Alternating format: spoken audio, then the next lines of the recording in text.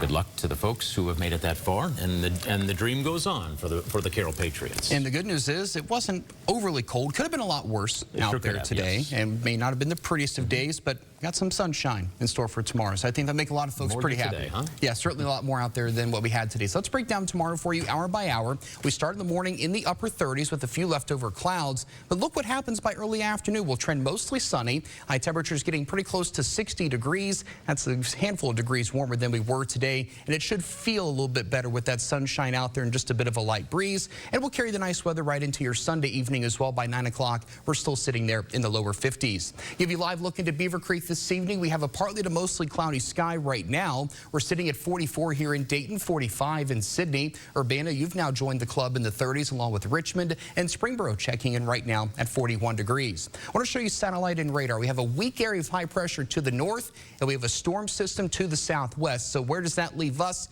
We're kind of wedged in between the two of those. So we're seeing a thinning of the cloud cover out there this evening. That trend will be slow through the night, but I think we'll cool off nicely overnight. I don't expect much in the way of frost unless you live closer to, say, places like Wapakoneta or Bellefontaine. Some patchy frost is possible, but certainly nothing like we had the last couple of mornings for most of the Miami Valley. I wanted to give you an update here on Hurricane Melissa. If you watched us on our streaming show at 6 o'clock, this was a Category 1 hurricane, and now it is classified as a major hurricane. Category 3, winds 115 miles per hour. You see this flare up of very bright pinks here. That's an indication where the cloud tops are very tall and they're cold, and thus that means deeper convection continues to develop, a sign that the storm will continue to strengthen. And the track of this now right before landfall on Monday afternoon, getting to a Category 5 hurricane with winds of 160 miles per hour. It won't be until Tuesday when that storm finally departs Jamaica, and it picks up some speed as it works through parts of the Bahamas on Tuesday. It will eventually become a Category 1 hurricane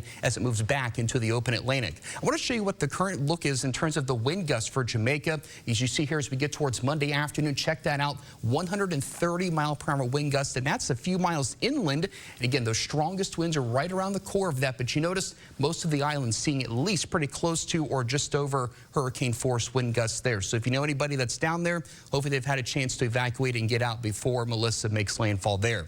Let's bring you back home and walk you through Futurecast. So tomorrow morning, you notice we continue to thin out the cloud cover out there across the Miami Valley. Into the afternoon, a good amount of sunshine, upper 50s and lower 60s. A little bit warmer than today, and it should feel and look a little bit better out there for you as well. Good chance to maybe catch in some of those nice fall colors we're starting to see. We'll take you into Monday morning. We'll start the day dry, but cloud cover starts to increase by late in the evening, and as we get into the overnight and into Tuesday, a couple of rain showers will start to move in. Here's what that looks like on the longer range of Futurecast. We're still ironing out some details, but you notice Tuesday morning, a couple of showers making their way through, and those will carry lightly, if you will, into Tuesday evening, but you notice it's not widespread here.